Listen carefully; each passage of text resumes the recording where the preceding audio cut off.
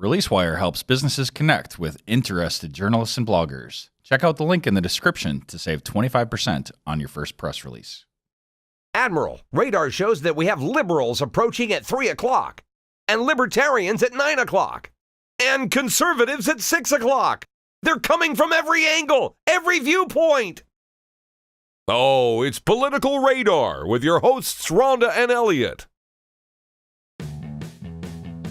Hey, all you political junkies. Welcome to Political Radar, the best 30 minutes of unscripted and uncensored political talk you will hear all day. Episode 46, we have State Representative Eric Genrich with us. Thank you. Yeah. Coming in again. You're back. Yeah. And what did you call the gate?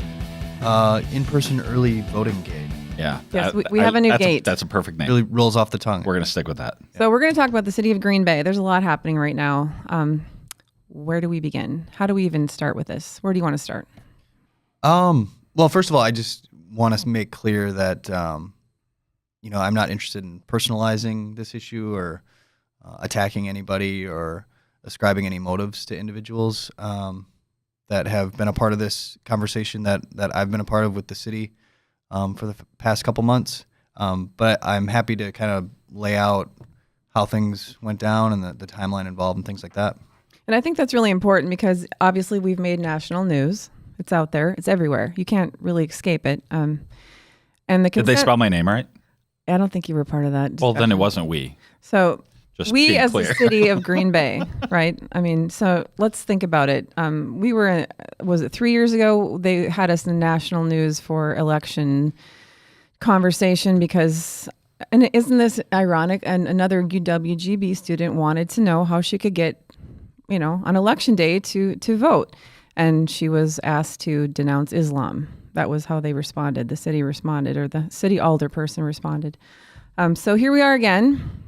And I think it's important that we do this episode. And I'm so grateful that you're doing this. I think it's a huge service to the community, obviously the nation as well, because it's out there, that we're explaining the timeline of what happened. And I think that is something that is not out there at all. And it needs to be cleared up. It's not just 3 emails and a conversation. This is something that literally was taking place around the state. There was a law that was overturned and people rallied and moved forward. So you want to take it from there? Yeah, so for me, it really kind of starts in late July, early August, when the federal court made the determination, came down with the decision that a number of laws that were on the books in Wisconsin were going to be thrown out for this election. So there were a number of restrictions, including on residency. There was, I think, a 28-day residency requirement for voting that was moved back down to 10 days. There was a restriction on the books as far as how many satellite or early vote locations, rather, you could have. It was limited to 1. That was thrown out by the courts. And so that decision, like I said, came down late July, early August. It was clear that that decision was not going to be overturned by the federal appellate court in about mid-August. So at that point, I approached the city clerk, sent her an email, and said, hey, it's clear that this is the law of the land for the upcoming election. And when was that in regards to a timeline? What month was that? Yeah, so that would have been, I believe I sent the initial email August 23rd.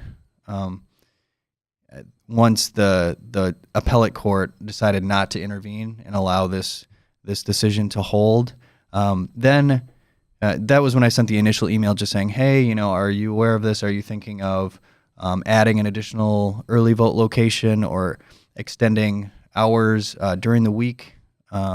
Adding weekend voting. That was another restriction that was previously on the books that was thrown out. Weekend voting was disallowed by this Republican legislature. So a number of options were available to municipalities. So I was just trying to get a sense if Green Bay was interested in pursuing some of those options. And after 5 years of really having all these roadblocks in democracy, the gates are open, right? Right. Yeah. So, I mean, I felt it was an opportunity to expand access to the ballot box for the people of Green Bay. Can you just backtrack a little bit? Yeah. So you said that the things that were passed in the legislature, those were taking power away from municipalities again? Yeah, I mean, the argument was that we're going to have uniform standards across the state, but they were much more restrictive than what was. And I'm all about previously saving available. money. I'm all about taxpayer, right? Yeah. But what's the rationale for that on a local level? On the local level, I don't know if there is a great rationale. The argument that we heard from Republicans was, we need uniform standards across the state, regardless of what local electeds want to do with the voting process. So in a nutshell, the local control came back to Green Bay. Right. So we have Absolutely. it. Yeah. So on the 23rd, I sent the email. Then we got further guidance from the Elections Commission, I believe on the 26th, when they sent out their communication to all municipal clerks saying, this is our reading of the situation. This is what you are now able to do. So that was really, I think, our first clear opportunity to move forward. And that was just 3 days later, August 26th. Exchanged a few emails with Chris that ended up being And Chris open records requests. Chris Teskey is the city clerk of Green Bay, so everyone Correct. listening understands that. Yeah, so that was the point at which we began exchanging more regular emails. She expressed immediate opposition to pursuing some of these options. Right from the first email? Mm-hmm. Yeah, made it pretty clear that wasn't a road that she or the city was wanting to go down. So at that point, I asked if we could just sit down and work through some of these objections, see if we could come to some kind of common understanding. Was there an explanation given to why she didn't want to pursue it from the very first email interaction? Yeah, I mean, there's sort of logistical, ballot security, and cost concerns. So that's when I requested a meeting. There was initial opposition to even sitting down at that point. It took us 3 weeks to actually get into City Hall to have a meeting to discuss some of these issues. And at that point, I was joined by Alder Dorf and County Supervisor Sieber, who both represent that part of Green Bay. Tom on the county board and Barb on City Council, of course. In the meantime, we also had support from Nick Austin, who's the president of Student Government Association at UWGB, and he went out and rounded up support. And Nick's a libertarian himself. He rounded up support from college Republicans, college Dems, to have a location on campus. So, a number of elected officials, state, local, students who would have been affected by this were all supportive. So we had this meeting, like I said, 3 weeks after that email exchange. And at that point, again, very clear that the city was not interested in pursuing these options. And they must have known about the stories that we're covering, the spring elections and all of the long lines and what was going on at UWGB with these students. They weren't really able to be our participant in democracy. Right. So that was initially why you approached them, right? Yeah, and the important thing to note is that it's not just students who are impacted.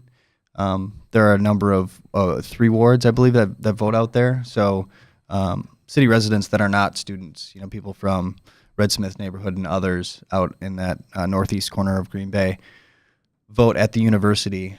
So not just students being impacted by this, but yeah, that we witnessed 2 to 3 hour wait times during the spring presidential primary.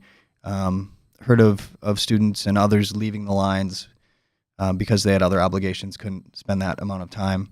So when the federal courts gave us these additional tools to make things a little bit easier for folks to vote, that's why we felt like this was a good fit. Especially out there. There's a large percentage. I mean, there's a lot of residents out there. Yeah, a lot of growth. A lot of growth out there. So really, think about it. So would you're living out there, if I have to travel into Green Bay, downtown, to early vote, okay, it's a lot longer. Let me finish my thought. Let me finish my thought on this.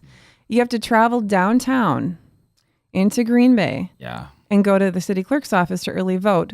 I know the argument, and this is why I'm mentioning this. The argument has been out there that it's hard to get on campus and to vote in the first place. But really, I'm sure it's a lot quicker and more efficient to get on campus to vote if you live out there versus going to the city. I think you should time it because it's very I would close. I think someone definitely time it. I mean, it's fairly accessible to get to the Union. There's a parking lot that's right, close, which is where But you can't park there. You have to get a permit. No, you don't have to get a permit anymore. park at the Union? Yeah. No, they've changed that. Okay. Yeah, But so there's no parking spots there. Yeah, there are. When? Always. No. Yeah, the back lot is accessible. There's no parking there. That's where I park when I teach. Yeah, I park there all the time. But there's no spots. There's maybe 5 spots when I get there on Mondays. Yeah. Okay, let's say they never bike run into there. that problem. Maybe they bike there. Maybe we're talking about 2 different lots, but Yeah, it's possible I mean, because I've never. It's right in in between the Union and Coffrin. yeah. And Coffrin. Yeah. Well, everybody can't park there. It's 15-minute parking. Some of them are 15, but there's a bunch. Okay, minutia parking Yeah. conversation. No, So but let's that's move on. a big deal because Oh my God. if you can't park there, then nobody's going to drive there. That's actually a big And deal. nobody might necessarily drive there. They might bike there. I think that's sort of a red herring argument anyway. Okay, It's anyway, it's so about let's students move voting. on. It's So about- let's move on. It's about students Well, voting. It's about early It's about voting. alleviating the congestion. Yeah. So if you Right. have a bunch of students early voting, Yeah. then you're not going to have them waiting in line Yeah. on election day, right? Right. So maybe we can just edit out the last minute and a half Yeah. parking lot debate.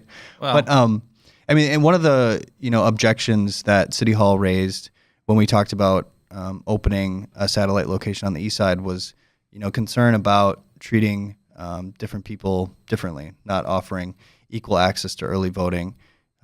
So they said if we do it on the east side, we're going to have to do it on the west side, and we said great. Mm-hmm. Perfect. That's Let's do it. That's fantastic. The cost concern ended up, we made a very modest request, I think, asking for 20 hours of early voting on campus the week prior to Election Day. That would have cost in staffing about $3,000. So you double that if the city was interested in doing something on the west side. $3,000 a day. No, total. In general. So this is worth the debate. Yeah, I mean, it costs more than $3,000 to put this 30 minutes on. Right. So that's sort of ridiculous. Yeah. So, I mean, if you double that for a West Side location, that's $6,000 in the context of a $250,000 budget for the clerk this year, because it's a presidential year and there are a lot of costs associated with that. We felt like it was a pretty minimal investment in a good service for people in the community. Can I just say something? I'm so surprised that the city, I mean, you must know that this legislation, was overturned. It was huge. It was huge news in the state, right? You also realize that only 34% of your electorate show up for local government elections. That's not impressive. If we want to be a city that stands on our own, right, as we always say we do, what are we going to do to actually get this ball rolling, to get people to be proactive, to engage them in democracy? Wow, we have an opportunity right now where we could invest. I don't even like the word cost. Let's invest in our citizens, our taxpayers. Maybe, just maybe, if we get some early voting locations out there, we can actually get more people engaged even in local elections. Why didn't that happen? Why did you have to come forward and you were, referred to as the persistent state representative? And Right. I want to publicly thank you for being persistent, because you shouldn't have had to have done this. This should be something the city should have been working on immediately. Well, I think, I can't obviously get in the heads of people at City Hall and fully understand why they weren't interested in pursuing one of these options to expand access to polls. But I think there is kind of a difference in philosophy in the way that some clerks approach these issues. You look at what has occurred in Madison, where they've opened up more than a dozen, I think, early vote locations across They have the city. 16. I actually Using, called the clerk this morning. I called the city clerk in Madison. They have, every public library has a location. They have 3 campus locations, various other locations, as well as the city clerk's office.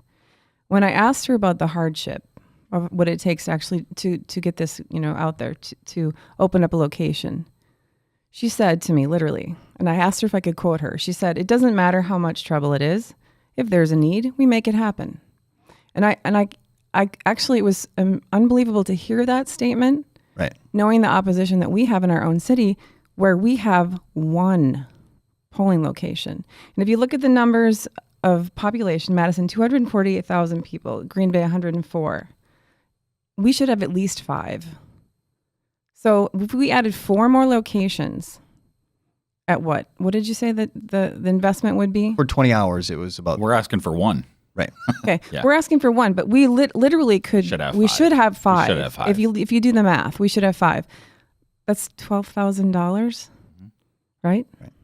Okay. Yeah, it's a pretty minimal expense for what I think is a valuable service to our citizenry, and it's something that we really should be invested in, not just monetarily, but philosophically as a community, as a city government, and making sure that citizens are engaged as possible in their local and state and federal government.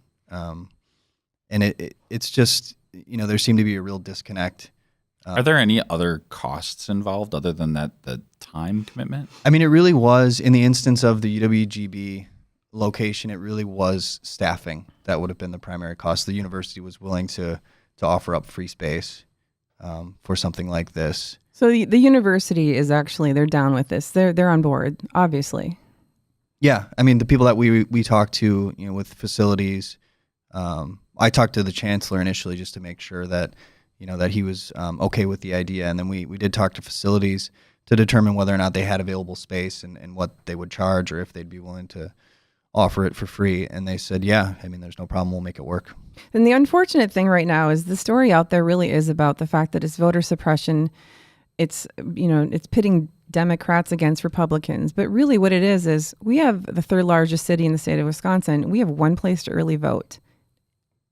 Right. That is the story. Yeah. Yeah, I think it is the story. People have talked about the potential voting outcome at a campus location. I sincerely don't know how that's going to come out this year. I know there's some solid support for Gary Johnson amongst young people, and probably Jill Stein, and a handful of Trump supporters on campus. So what that's going to look like, I don't know. But it's really not what's driving this. As I've said to other folks, I mean, if the that shouldn't be the issue. If the city wants to put a polling location at Oneida Golf and Riding Country Club on the far west side, no objections here. I just want everybody to participate. I have a question. So the one of the emails that was sent from Chris Teskey to David Berger and ethics, he's in the ethics commission. I think he used to be on the elections commission. That's why he received the email. There was a confusion there. Mm-hmm. So she refers, it says, I have a state representative who is being very persistent about having an alternate polling location at UWGB. I don't like the idea at all for many reasons. Staffing, ballot, security, budget, etc. This is the part that I don't get. She refers to you. He is on the ballot for 25 of our wards. Why would you even mention that? I'm not sure exactly. Okay, can we clear this up, though? You're running unopposed. Yep, I don't have any opposition. I also don't represent those wards of Green Bay. I represent the city of Green Bay. So, but are you supposed to not do your job while there's an election? That's super confusing anyway. So why isn't that something that's being talked about out there? And what does that have to do with anything? It's like, can I scrape even further down to the bottom of the barrel to get every reason I can possibly come up with to make sure this doesn't happen? Yeah, I'm not sure exactly what the implication of that argument was, but there were just a number of objections or excuses that were given to us, and I think this was one that she was hoping to use. I'm sorry. So is there anything legit? Like, are there any downsides to having the, what did you say, 16 polling locations in Madison? Are there any issues of complexity that are brought on, or ballot security? Are those, like, is there any legitimacy behind that at all? Well, I think, there are logistical concerns. I've talked to the clerk down there in Madison. I know Rhonda, I think, had a conversation with her earlier today. Mm-hmm. There's no doubt that it's complex, and you got to figure out all the ins and outs of it and make sure they're fully staffed and everyone's trained up. But they don't have any complaints after doing it. Yeah, I guess what you get at the end of that, as of today, this is what you get from investing in your democracy in your city.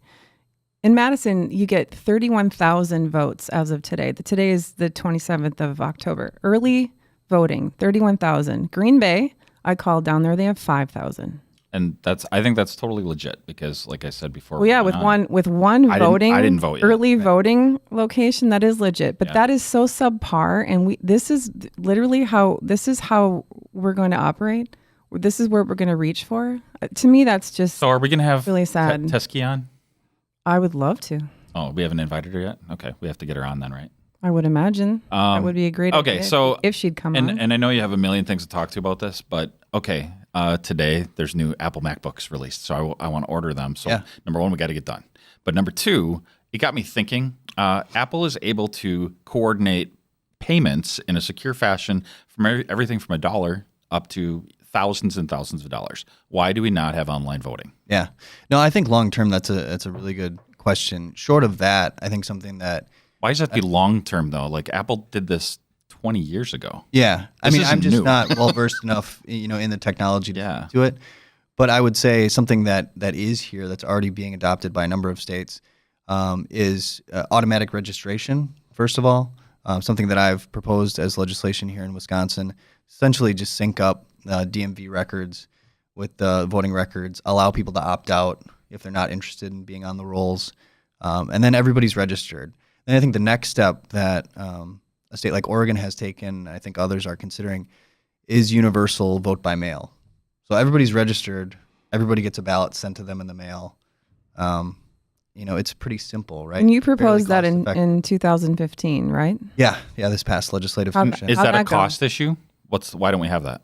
Like how hard? I mean, we have the ballots, we have the people. Like There are Republicans we in could the do that. state legislature, We could do right? that now. Let's do it this month. Yeah, I mean, I think there are some people that aren't as motivated in seeing more people. Should I donate a printer? Right? Yeah, that could help. That Like I could be don't really helpful. know what's the problem. Like Yeah. really, I mean, is it a money problem? Because it can't cost that Well, much, I mean, right? you look at what's been done in our Republican-controlled legislature and others around the country. There have been a number of hurdles put in place to the ballot box, and I think that's been done intentionally. Yeah, there's active voter suppression from the Republicans, period. It's nationwide. So there's just a differing philosophy. I would prefer that everybody vote, Republicans, Libertarians, Greens, Democrats, Independents, whatever. I mean, I think our democracy, our system of government is much more vibrant when everybody's participating. Right. We have so much cynicism, maybe as a result of this presidential election, but beyond that, and I think the easier we make it for people to participate, the less cynical people will be. What do I need to do to make that happen? Do I need to actually write the website? Yeah, that'd be helpful. I mean, because that takes not that much time. Right, right. No, you need to contact your Republican legislatures and you need to ask them to actually vote for this. So is that universal? It's a party line kind of thing. Yeah, I don't know how it has broken down across the country, but certainly in the state, we didn't have any Republican co-sponsors of our Okay. bill. All right. Okay, can we get back? I just have a couple more absolutely. questions about what's happening in Green Bay. So is this impossible? Can this happen? Is there any chance that we can see another in a city of how many? 100? Our city, and- 104,000. Okay, and $100 million budget. Can we remind people that's our budget? And this is 1% of our budget? Not even. Okay. Yep. Could we actually possibly see this happening by election day? And it's not that far away. I mean, I think one thing that we still could see, I'd love to see it happen out at GB and maybe another one on the west side. I think one thing that has fewer logistical challenges is simply expanding the hours available to people to vote at City Hall. Just allowing people to vote on the Saturday and Sunday preceding the election, I think would be hugely So popular. they can't even do that right now? The clerk and the city council could decide to do that. Okay, no. very rapidly, but You cannot vote on the weekend either? not in Green Bay, no. Has the council even discussed this? No, it has not been an item that's been discussed. by Okay. council. Do I look surprised? Because I feel really surprised. I didn't know that. Mm-hmm. They can't, so really, It's basically, I think it's 8 to 4. Yeah, it's just 8 to business hours. 4:30. Yeah. Okay. I think there are a couple days where it extends to 5, but that's Okay. about it. okay, so let's be real. So if you have a job or two or three, possibly, children, and you want to vote on election day, you could be screwed. There's no way you're going to get to vote, possibly. And Well, one yeah. of the, You have to either wait in line 2 hours or. okay, that's realistic for so many people. Right. So, Yeah. wow. Okay, so right now, how hard would it be to extend voting hours on the weekend? What would logistically have to be done to Yeah. make that happen? It's a staffing issue, so you'd have to Could I volunteer? you'd have to get trained up, so I don't know if there's time. Here's your ballot. Right.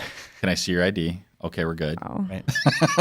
Yeah, you'd have to talk to Chris and others about. So, about so some of that this stuff. these conversations that you had with the city clerk, Chris Teskey, and Alder Dorf and Tom Sieber, and the mayor's office. and the mayor's office. By the way, attorneys. let me just quickly, has the mayor, does he have a comment on this?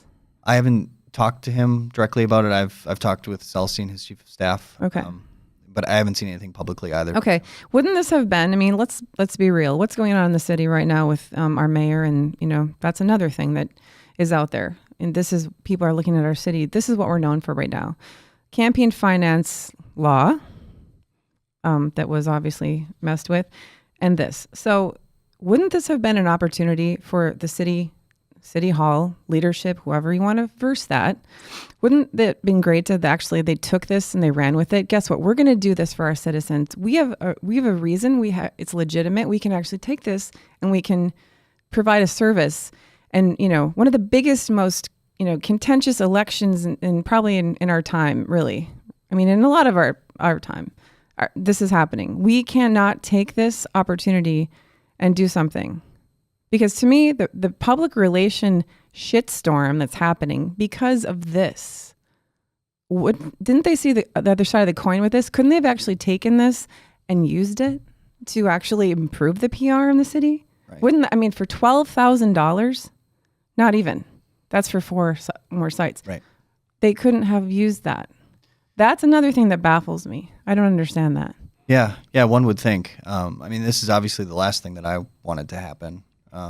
Just wanted to very quietly, help us add, But again, I go back to, why did you even have to do this? Why couldn't the city have come to this conclusion on their own? But he did. And sometimes things can be oversights. Yeah, and I was following the court case pretty closely, Yeah. and just wanted to make sure that people were aware of what was available.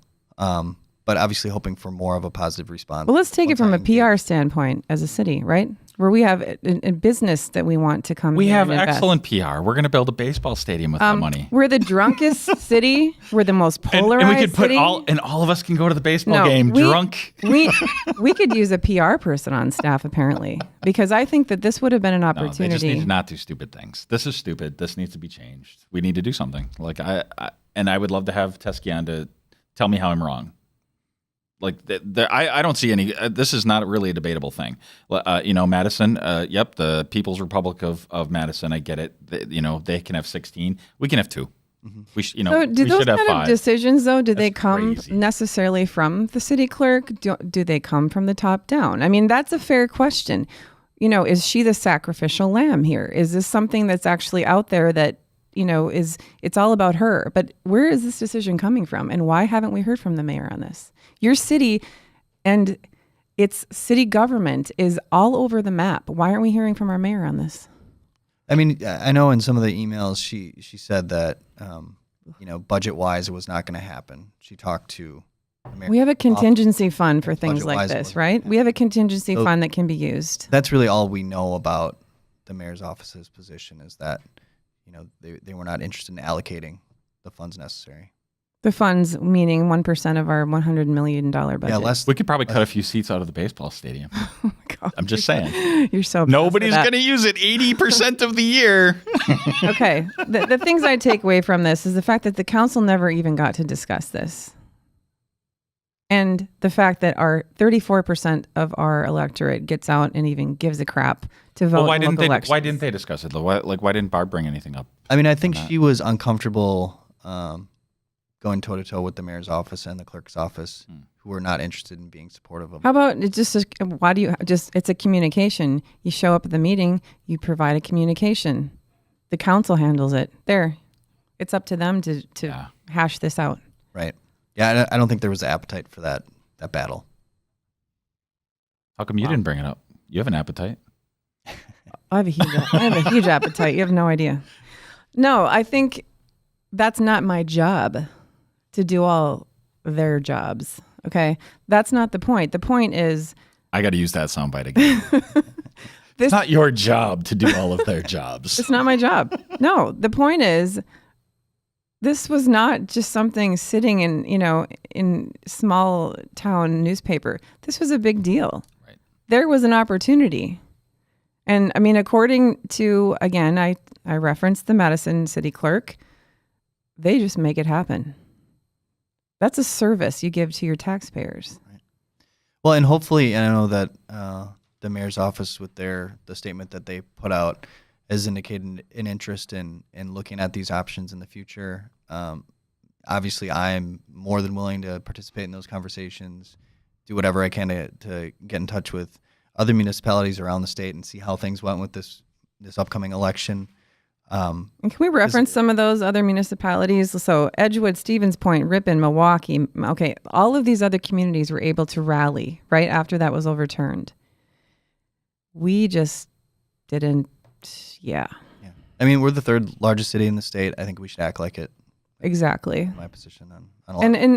And again, mayor talks a lot about retaining and, talent, drawing people. Okay, what is it? The most people ever are moving out of the state of Wisconsin right now. This is not an opinion. This is actually a fact. So what are we going to do literally to retain these people? Young people, they like to vote. Maybe we make it easy for them. It could be that simple. Is it worth $12,000 to invest in your community to get these people to come here? And I think there are some young Republicans out there. Hello. Yeah. There are a few. And libertarians. And libertarians. I think that I think they're all actually libertarians. And I do think it sort of goes beyond just the item at hand. There was a budget open house that I attended yesterday. I didn't see either of you there, unfortunately. I was working out of town, sorry. Yeah, it was at 3:30 in the afternoon. It was a former alderman and myself who attended. Yeah, I know I was flying back, man. Right. I mean, people are busy, right? Yeah. But maybe they should have it at 2 a.m. It's the same thing. In the middle of the afternoon, I know that there was some attempts to get the word out. There was also a meeting held on $1 million in federal money, community development block grant funds. Happens every year. There's a public meeting that is held. Nobody attends it. The community, these are community development block grant funds. We had this huge debate and discussion, rightfully so, over the stadium tax money. But, a pot of money a fifth of this size comes into the city every single year, and the community doesn't have input into that. Maybe that's the point. Maybe the community isn't really necessary. So I think looking forward, that's what I would love to see from our city government is just this very active engagement with the citizenry, to foster a better connection between people in the community and people in City Hall. Because right now it appears that they just want us to go quietly into the night. Well, they want you to go quietly into the night. I'm absolutely not going quietly into the night, if you can't tell. So yeah, I think the story here, needs to be, you look online, you look on social media, you see what's out there. I read the comments. It's all about, and I think it's amazing. Someone said, if you really want to vote, you drive to City Hall. Really? I can't walk. How am I going to drive to City Hall? I can't walk. I literally, there are people that are disabled. There are people that, I don't know, have 2 or 3 jobs. These people exist. Let's recognize them and let's give them access to vote. Yeah. Right. They're taxpayers. They deserve that. That's a right. Well, and not even necessarily just people that are poor or students, but when I traveled to San Francisco, I didn't have a vehicle there, and even though they do have adequate public transportation, it wasn't super easy and it wasn't super cheap. Right. So ours sucks. Like ours is terrible. So any last thoughts on this? What did we call it? Ballot Gate? We didn't call it anything. I want to call it Ballot Gate.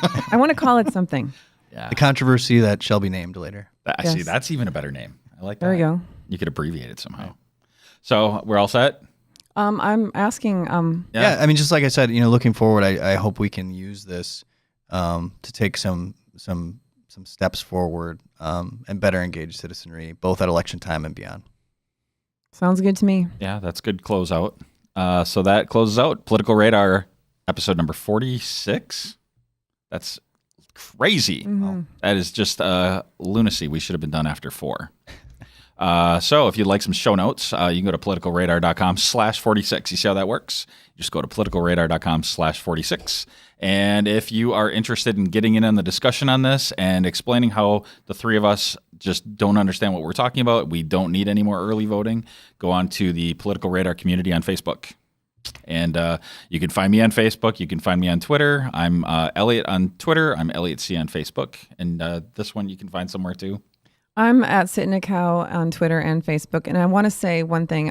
I hope that people are listening to this episode. And I'm really hopeful that instead of 3 sound bites of news, that someone actually takes this episode and they share the crap out of it. This is an entire conversation that was had about a really important issue that has not been heard anywhere. So if you listen to this episode, please share it and really get the word out there about what's really happening. Thanks. Yeah, thanks. Thank you. If you enjoyed this episode of Political Radar, please share it with your friends on Facebook and Twitter. Even better, submit a show review to iTunes or Stitcher. To listen to other episodes of Political Radar, please visit politicalradar.com/episodes. To support our podcast, please visit our sponsors who make the show possible. You can do this by visiting politicalradar.com/sponsors. Thanks for listening to Political Radar. To ensure that you never miss an episode, subscribe on iTunes or your favorite podcast app. To stay up to date, visit politicalradar.com or connect with us on Facebook or Twitter.